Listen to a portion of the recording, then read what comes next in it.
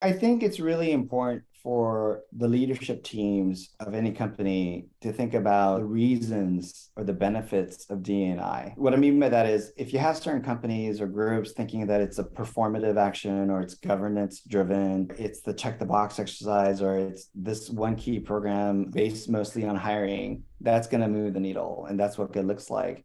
I think that is not sustainable.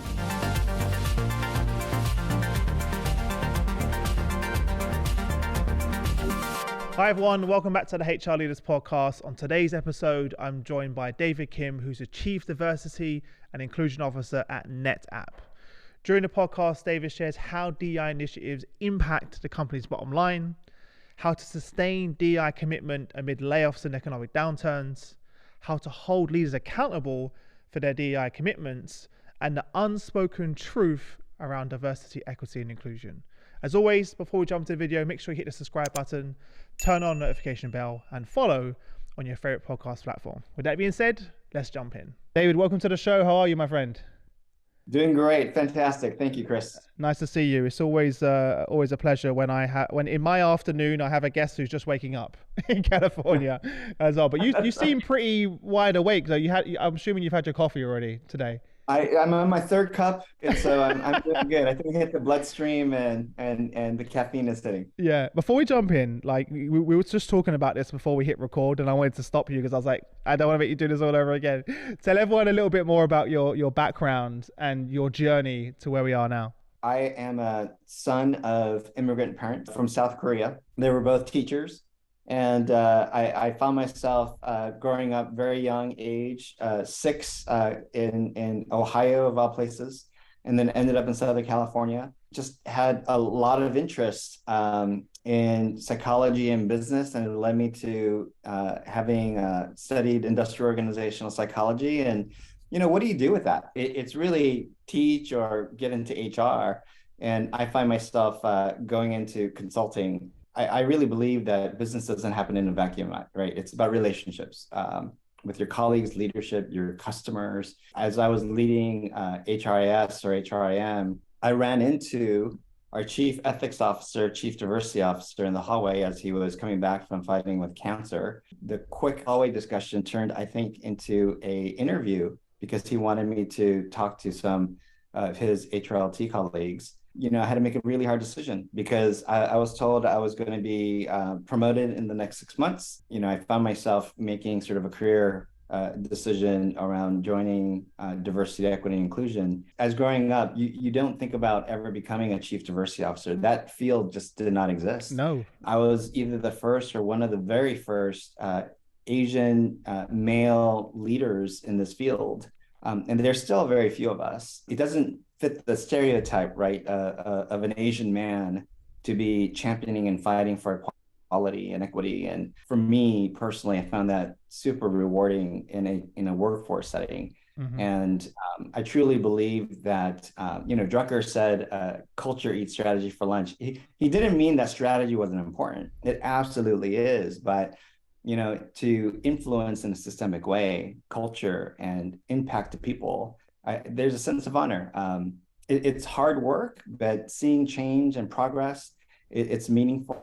And now there's tons of research that talks about sort of the positive impact to business and customers. I find it very rewarding and fulfilling, and that's a little bit about my journey. It's interesting that we're talking about the role of a DEI leader, but then there's stereotypes attached of what should be a DEI leader. There's tremendous, incredible diversity of all shapes and sizes and backgrounds and how you think. And we have to acknowledge that there are differences and similarities in the world. And the way we really capitalize on those similarities and differences for competitive advantage, or, making sure that wherever you are and whatever experiences you have, that you have a sense of belonging in the workplace. I mean, that's the secret sauce, I think, from a culture perspective. Mm-hmm. And that's what we aim for here at our company and the companies I've been with before, is to ensure we have a culture and policies and practices that ensures that culture of belonging and equity. Yeah. Because one size doesn't fit all, right? And we all come in all sorts of different sizes and backgrounds. You mentioned before we went live, you've been on this sort of listening tour over the last couple of months since you joined the organization. What are you hearing, or what's been the feedback and the voice of Yeah. the employees? I've been doing this work for over 2 decades now, and what I've heard is not that much different than what I was hearing, probably 15, 20 years ago. Here's, I think, the context to answer your question. Change is constant. There is incredible change in our society, in the macro and economic environment.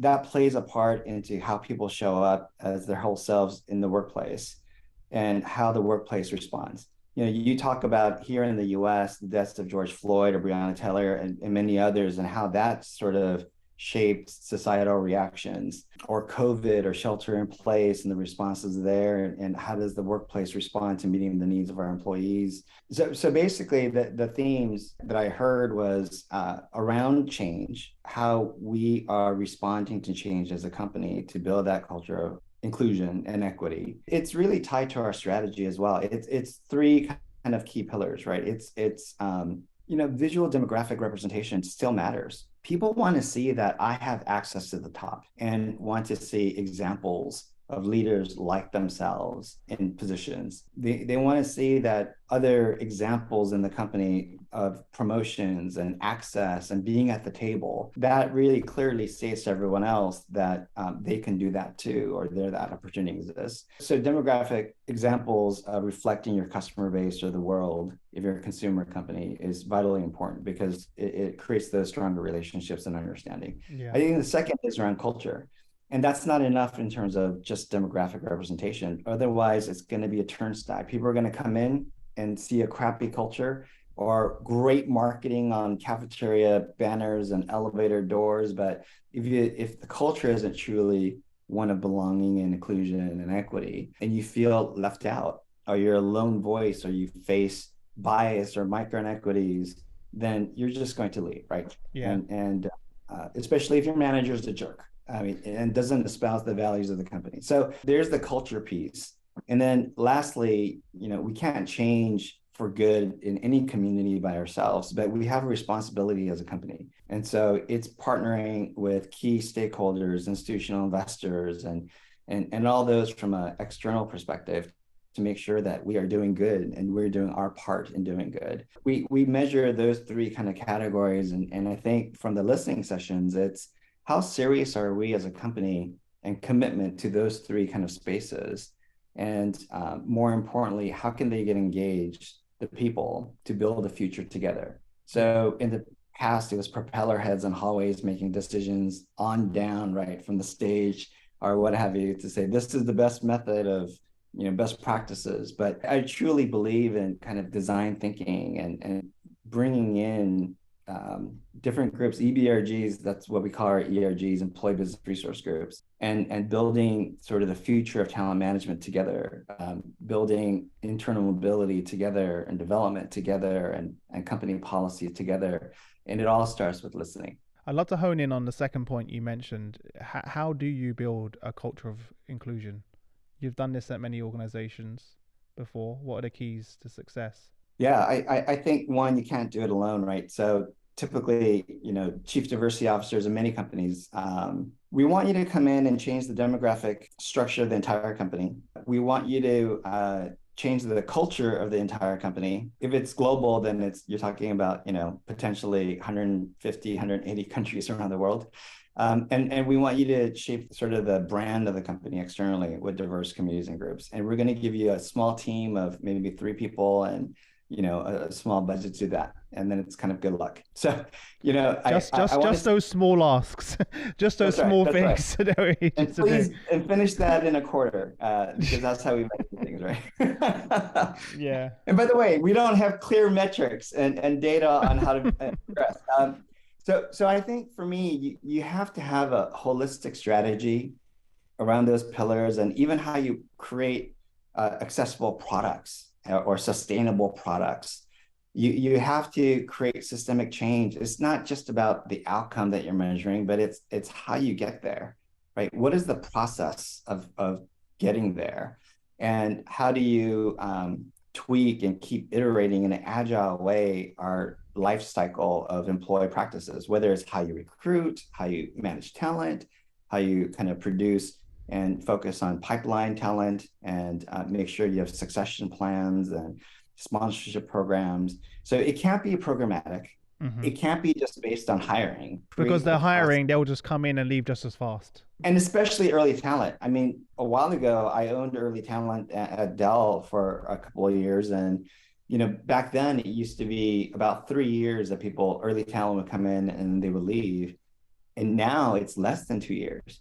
I mean, it is ridiculous in terms of how early talent is looking at careers and career mobility, and they're looking at entire changes in their career in the next kind of like 5 career changes in the next 8 years or something. And it's in fields that didn't exist before, like we were talking about. Like there's fields like chief diversity officer, diversity office today that just didn't exist. Even when I started, it was very kind of rare. I mean, you doing podcasts and content creation, everybody wants to be a content creator now, Yeah, right? it's true. Yeah, High school. every day. That's right. That's right. So those type of things didn't exist, or biotechnology wasn't really known very well before. Or right now we're looking at generative artificial intelligence and the impact it's going to have in technology. And so How are you very, seeing that, by the way? I was actually reading an article about that today. I'd love to stop there for a second. What do you feel like the impact of generative AI is going to be on D&I? it's going to be an incredible tool like any kind of technology advancement, right? We just need to figure out how to understand it, integrate it. So NetApp is the best, I think, of course, being biased, in terms of data storage, data optimization in the cloud. And when you look at generative AI on-prem and what that's going to mean for supporting businesses to operate and leverage AI in the cloud, that's incredible speed, right? So I just saw a YouTube video on somebody saying I can create a blog now in 2.5 minutes. In the past, it would have taken hours, right, to create. I think the other key thing is we're finding bias in the system because bias exists in us, all of us, and so we got to be careful about it showing up in this execution model or the research. And I think that's something that we need to kind of really think about. And what does that mean now for safeguards or guidelines? And that's been an ongoing debate, as you know, in the US when COVID hit, still Yeah. to this day, Hmm. and what it plays from a communication standpoint. And so that debate, I think, it's a good debate, needs to continue. I find that sometimes laws and practices, it's behind the technology area and space. So it'll be interesting to see kind of what that direction will Yeah. go. Yeah, it's going to be definitely interesting, but we definitely need some ethical practices around that. And it's so new that no one really knows exactly how it's going to impact. We're probably looking back many years from now being like, wow, we really weren't responsible at the time in how we did this. Like a lot of innovations that we see. I'm wondering, I've been speaking to a lot with DI leaders recently, and there's just been a big challenge to sustain commitment to D&I amid sort of layoffs and economic downturns. How do you sustain DI commitment during these times? I think it's really important for the leadership teams of any company to think about the reasons or the benefits of D&I. What I mean by that is if you have certain companies or groups thinking that it's a performative action or it's governance driven, it's the check the box exercise, or it's this one key program based mostly on hiring, that's going to move the needle. And that's what it looks like. I think that is not sustainable. But I think there's a ton of research now that talks about, whether it's BCG and financial innovation, and it's 19% higher for diverse organizations, or the speed and better decision making by researchers based on the diversity makeup, or just bottom line financial output performance if you have more women or a certain amount of women, but even higher with diverse ethnicity from McKinsey. And you're talking about up to 35% or more bottom line financial performance. And to me, it makes sense because you're talking about tackling sort of similar type of thinking and blowing that up. Or you're talking about better relationship understanding with customers who are diverse and having diverse employees to build those relationships and better understanding. It makes sense. We talked about culture eating strategy for lunch. Well, culture is what? It's made up of people. Business doesn't happen without people. And people, and that's what we're talking about, the diversity and background of experiences, really capitalizing and using it for competitive advantage. But you have to create that kind of culture, right? It's a growth mindset culture. It's culture that's inclusive and equitable because I just said, for me, equity is around one size doesn't fit all. Everyone has different kind of needs, whether you're talking about accessibility with disability or you're talking about a marginalized community and with a different set of experiences and needs, or early talent, or even basic things like introverts and extroverts. There are different things that we can apply and tools and training so we can create leaders that are more inclusive and understanding. I'm sure everyone listening agrees with what you're saying, that we've kind of read the data, but how do you get that through the minds of those Yeah. leaders in your organization based on I'm sure you've had some tough conversations over the years. It's not always easy, right? Earlier in my career, I was talking to some of the chief of staff members in various companies, and a few of them had mentioned, "Hey, when I was talking to you, I was surprised that we're talking about business."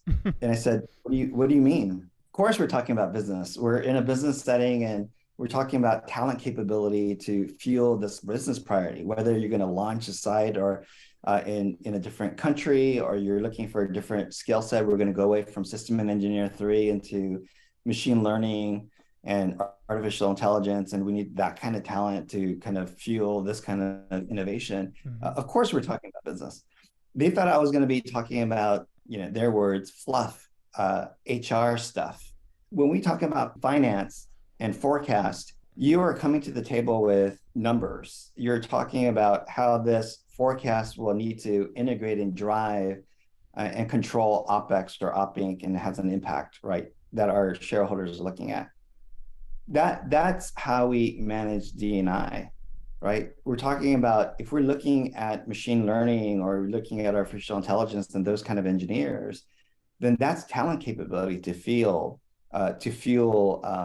our production of certain servers and different data centers, and how we're going to partner with the Amazons or the Googles or the Microsofts companies to do that in a business impactful way. I think, just like any business leader would. We're talking about talent, we're talking about culture, we're talking about leadership, bottom line at the end of the day.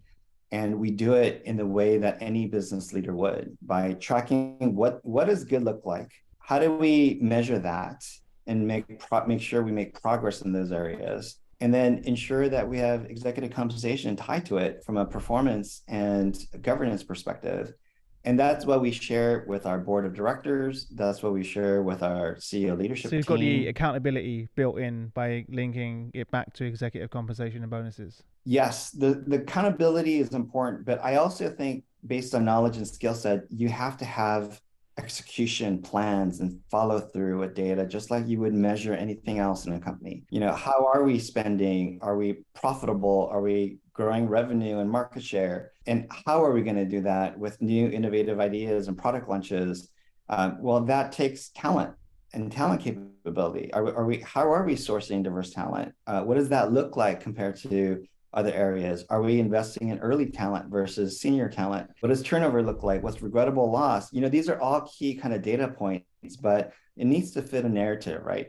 The narrative is, what are we trying to do as a business? What do our customers need? Love it. And how do we integrate and embed D&IB and social impact? I also lead social impact and partner with ESG efforts and sustainability efforts to integrate that into product or customer or market or our conversation with institutional investors. And so those are all linked. These are all business areas. That's where I see movement take place. Yeah, I feel like DEI kind of shares a similar challenge that HR had early on and still does have to some points of view, where but you've got the business here and HR here, right? Whereas DEI is the business and the business is DEI. To your point, you're linking them back to everything that you just mentioned as those business strategic drivers are directly linked back to the work that you do as well. And so there's a very clear ROI for the work that you do, right, towards that. So making sure that you're talking like from that perspective. And also I think which was what was unique about your role when I spoke to the team is that I think it's important that you also report directly into the CEO. I am actually into the HR function in my role, but they did elevate it as a chief diversity officer. So what that means to me is I have direct access to the board. I have direct Oh, access okay. to CEO and direct access to our CEO leadership team on a regular basis. You And need so that, right? Normally you kind of have the DEI, HR, then HR is speaking with the board. And I think it's important that you have that communication as well. absolutely. And so even today with some of the macro policy changes that we're seeing with the Supreme Court and affirmative action as an example, it is making an impact in how many companies are responding and reflecting on DEI kind of initiatives. And so I'm meeting with the board to talk about how that may or may not impact our strategy around DEI. In my previous board discussions or previous CEO leadership discussions, it's making all those connections that we've been talking about of the importance of talent, capability, and enablement in driving the right culture, the right integrated business decisions, and responding to maybe some shareholder questions or investor questions about some of those impact or potential risk areas for us. And that's becoming even more and more important to the investors. They're asking those questions now, right? They wish they really wasn't asking in the past. It's more important. They're starting to understand the impact, and that's also good business and good for them. So they're also demanding that from organizations, which is really interesting. I've only kind of seen that more evolve over the last couple of years. I want to pinpoint on the point you mentioned around the backlash. What are your thoughts on sort of the resistance and the backlash that we're seeing right now? Let me make a quick point to what you said before, and then Sure. I'll the last probably 5 or 6 years, I've talked to more institutional investors than I ever did in my entire career, and I've been doing this for over 2 decades now. And so you're right. I think with organizations like BlackRock, Yeah. heavily kind of looking at ESG efforts, and prior to that, really around D&I efforts and ensuring that companies are committed in making progress in this area and field. But other investor groups like Calvert and others have looked at the space too, and we're just seeing more and more expectations. Now, going to your question, I also think over the last 5, 7 years, the US especially, just things have become so politicized and polarized. And right now, after, as I mentioned, the George Floyd and Breonna Taylor murders and being in our living rooms and agonizing, kind of watching those things happen, that has really, I think, sparked societal response in one direction. And the pendulum has kind of now kind of going back and shifting. And so you're seeing, Supreme Court and other government organizations kind of, I think, responding to that in terms of voting and some of the other things happening. And so it's definitely on the crosshairs from a D&I perspective. And so what I would say is it was purely, at least the Supreme Court decision, for higher education and saving spots from an ethnicity standpoint. It didn't overturn here in the US Title VII that looks at workplace discrimination type of practices and ensuring that we absolutely have a workplace that is not discriminatory actions, and we ensure diversity and inclusion from a good faith effort continues, especially if you are a government contractor like we are today. I think what was ultimately important for us and for many companies is hearing from our CEO and our leadership team saying, hey, look, our commitment in this space, it's not going to waver. We are fully committed because of those areas we talked about: innovation, better decision-making, better performance, better engagement, reducing attrition, and ensuring that we have this culture of inclusion and equity. And that, I think, is the clear message that needs to be had. It's part of my role to ensure that those commitments we made publicly and inside the company continues. And it's in the forefront to respond to any kind of questions that ask about, are we wavering? Are we falling back? Are we going backwards? And at least for NetApp, it's not. It's doubling down and moving forward. I love that. Um, One of the things that you kind of made me think about throughout this conversation is the role of the DI leader has evolved so much, even in the past couple of years. How do you see the role of the chief diversity officer evolving over the next, 5 to 10 years? with any niche field, when you have broad impact, and we briefly touched on this, we said that if you depend on a small team to make these huge macro changes, it's going to fail, right? And they're not resourced for it. They're not positioned. They're not at the table. Yeah. And so, one, you have to be at the table. Two, you have to integrate all these things and get work done together just across the enterprise. The goals that I set aren't just for the diversity office to meet. These are governance systemic changes that is really leader led. So the goals that we create, it's not my goals, it's leadership's goals. It's leadership rewards that are tied to it. Hmm. It's constantly monitoring every quarter.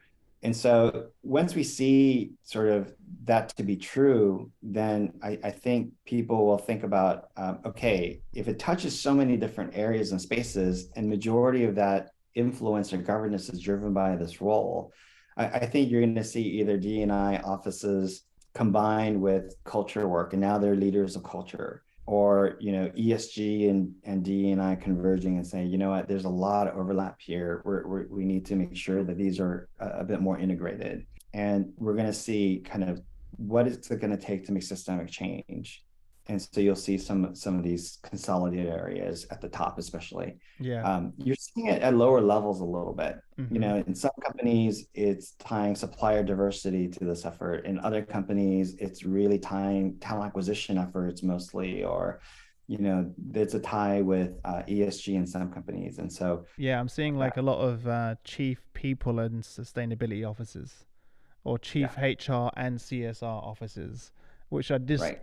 only in the last couple of years, also that those roles are popping up more and more and more. To your point, so you're going Yeah, to start see. So you think we're going to see more and more of that convergence between those kind of free spaces come together? I do. I do. And you're seeing new roles in business regardless, right? As technology Yeah, advances, of you're course. seeing, right? Once you kind of look at sort of combining these areas, you also elevate the role too. In my space, it was a combination of social impact with DEI, and that really fuels what we're going to do for underrepresented or marginalized communities outside our company, right? From a community perspective, we have some incredible efforts around underserved communities having access to data literacy. We're just partnered with UNESCO and World Largest Lesson, and reaching 50,000 kids around the world in over 150 countries, and Wow. introduction to data literacy. And so it's a way for us to integrate some of these equity efforts, not only inside our company, but also allow our employees, who are, by the way, super passionate about this space, is to make a difference in their own communities, wherever they are around the world. And so we're looking at holistically in terms of outside in thinking and connecting the dots between not only employee engagement, but how we serve each of the communities that we reside in. And again, it's based on those relationships I talked about. Business doesn't happen in a vacuum, right? It's about people, and it's about those connections. I feel like that's a good way to end. You started earlier in the beginning of the conversation about business doesn't happen in a vacuum. It happens with for our people, and I appreciate you coming on the show. I know you're very much new on the journey in NetApp as well, but what you've already achieved so far has been pretty incredible, and I appreciate you taking the time to share both your personal journey, right, with us, and how that's really shaped who you are as a leader and the work that you do. I'm sure back then that you had no idea that you'd be where you are now, and probably didn't even understand how important those lessons that you learned and how important they would be in your decision making now, in your journey that you're on. But clearly, you're living your values and your purpose, and you're in the right space. That's Yeah. that's one thing that's very clear from this conversation. whenever I am in a kind of external facing discussion, I always kind of put an action out there to any listener. So if you wouldn't mind me saying that. 100%. Love it. So for anybody listening that is a part of an underrepresented group, I just challenge you to just don't say no to yourself. There's research that says out there that, women, they apply for roles or promotions and they feel like they can do that or have confidence after a high, like, I don't know, 80 or 90% of meeting the qualifications, where men might be maybe half of that, right? Mm-hmm. Or people of color. And I would just challenge any listener to make them say no to you. I love that. Go after it. And I appreciate you coming on, and wish you all the best of everything until we next speak. Hey, thank you, and much success to you as well. This is an incredible journey you've been on, and I really appreciate this dialogue. Amazing.